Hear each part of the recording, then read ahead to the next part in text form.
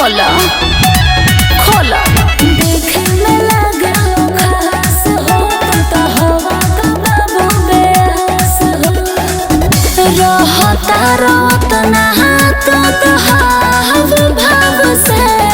अरे ये जान सुना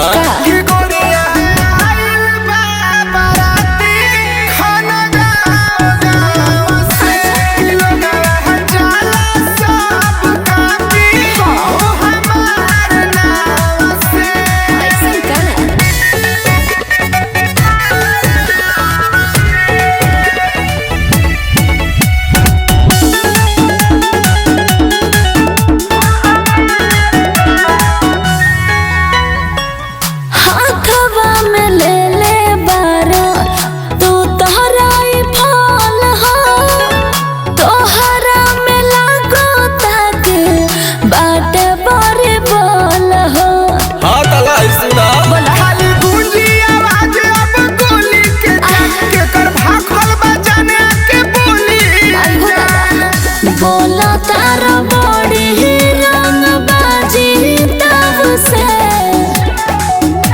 कि गोरिया बाराती खाना गाँव से जाला सब कापी हो हमार नाव से।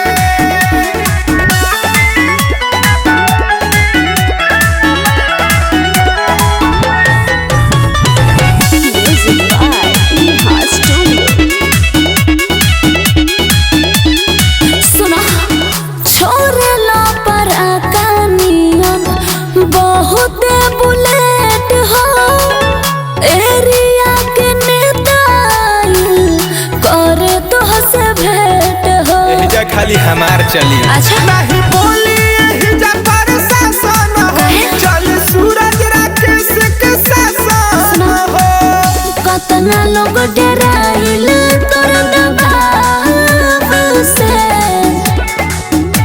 कि गोरिया बाराती खाना गाँव से जाला सब कापी हो हमार नाव से। जय हो रंगबाजी गाँव।